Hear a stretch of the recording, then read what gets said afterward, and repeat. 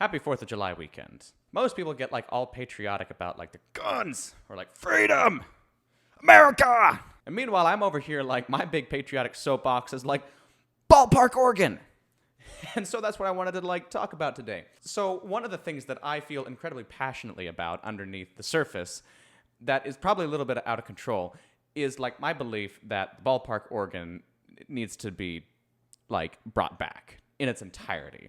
Canned music is bullshit. All the pre-recorded stuff is just lousy, lame, and like no fun. I don't care how exhilarating it is. There is like nothing as timeless and classic and iconic as a live organist. Like I remember the couple times that I've been to Wrigley Field in my life, and I know that that's the one place where they keep a live ballpark organist. Like it's so cool to like sit in the stands knowing that there's a real guy playing the organ up there in that organ booth. And it just adds that much to the atmosphere. And like people always get up in arms about like, oh, what is American culture? It's like, I'll tell you what American culture is. It's the ballpark organ. This is like one of the most unique sounds that you don't find anywhere else in the world. And so like this like unbridled like call to action that I have for the ballpark organ like starts way back in high school. I say way back. That's so stupid. I'm not going to age myself like that. That was only a few years ago. Back in high school, like freshman, sophomore year or whatever, I was approached by the girls' softball coach, which, keep in mind, the high school that I went to was small enough to where we didn't even have a baseball team. We only had a girls' softball team. But anyways, the head coach approached me after a basketball game that I was playing in the pep band for because I filled in all the bass parts on the keyboard. And he asked me if I could take that keyboard over to the ball diamonds and like take me out to the ball game, I think was the original request during the games. And I was like, sure, having no idea how to do anything in this style. Anyways, over the course of the next few years in high school, I would haul the keyboard and the amp from the band room over to the softball diamond, and in between innings, learn to basically improvise these little organ ditties. Or I'd actually have to take time to learn the requests that people had, because up until that point, like I did not play like pop music or anything. And so I made like a blundering fool of myself when one of my dear friends who was on the softball team, her dad, asked me to play Walk by Pantera. And I don't know why, but in my mind, I was like, the title was Walk by Pantera. And I was like, who's that by? He was like, Pantera. And I was like, no, like Walk by Pantera. Who's that by? And like, it was a moment, needless to say. But I ended up learning Walk by Pantera to play like in between innings one time. Although there's really not much to it. It's just, or whatever it is.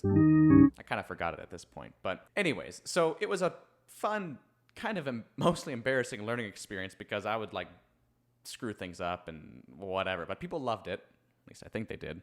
And so I went with it. So then fast forward to like senior year of high school, and the girls' softball team is doing really good. And so they go to the state tournament. And so I thought, it'd be really special. One as kind of a senior salute kind of thing or whatever, or a sending off, or even just a gift to the softball team for their success. I sat down and I wrote like an opener and a closer for a softball game for the girls' softball team. So it's specifically dedicated to that team that year. And so the opener is this really, peppy, like...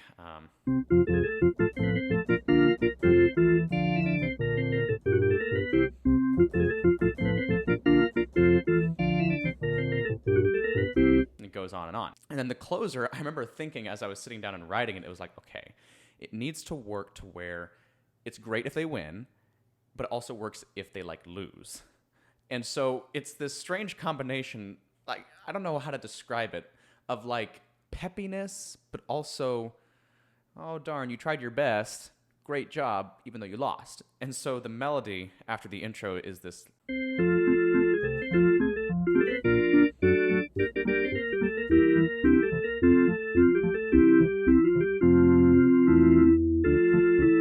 Something like that. Maybe that makes sense. I don't know. Maybe it doesn't. But anyways, so I wrote those, and it was cute, wholesome, great, fantastic.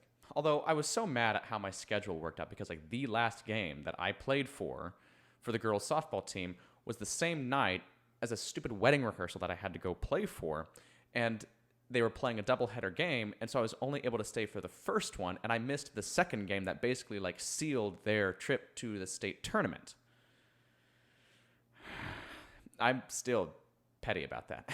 But nonetheless, I still got to play the two pieces that I wrote specifically for them.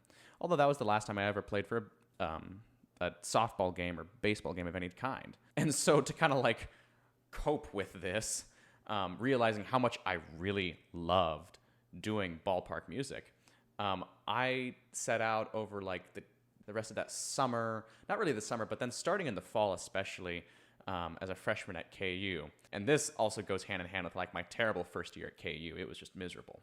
I started writing more of these little like 2-minute long ballpark preludes, with the idea being that if I could go back and repeat my high school years, that I would have a complete collection of original pieces to play in between innings at a game. And that way it would all just be laid out and taken care of.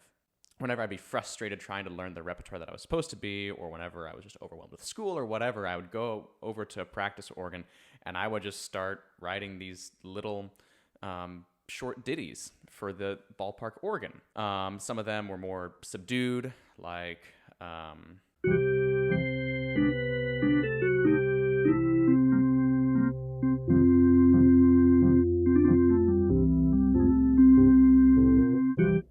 something like that, and then some of them were way more lively and peppy, like...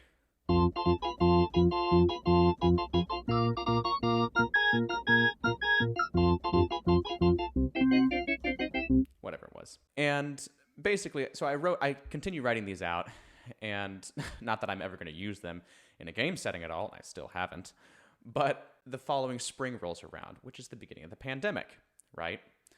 And with all the spare time that I had then, having nothing else to do, I decided to get on the bandwagon of like, oh, the musicians, it's our time to shine while people are at home and stressed out and worried. Now we have to provide the music to make people happy.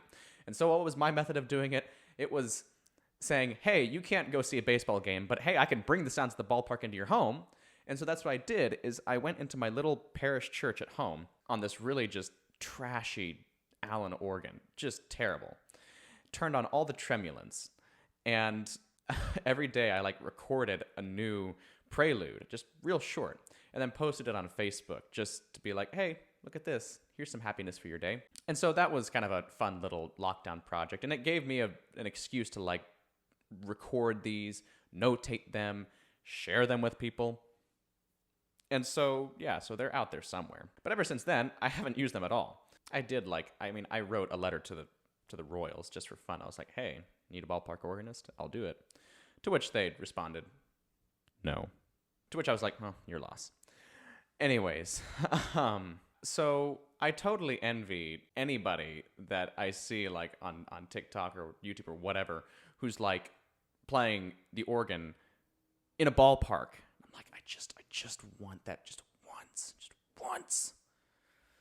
Ugh. Don't get me wrong, I love like preparing for like the Tarver Deep competition and all this other repertoire that I've been learning. It's exhilarating. It's so much fun, and I want to keep doing that.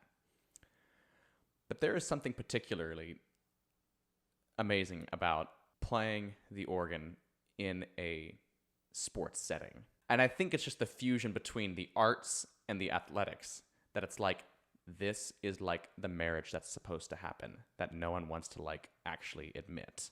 So one of the preludes I wrote, I remember showing it to some of my friends.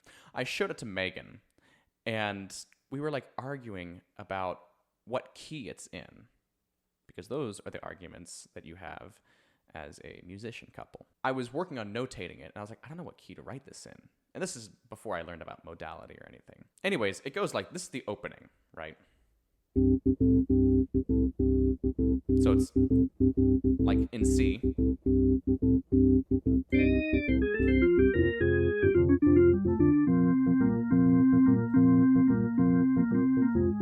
But now it's like in F.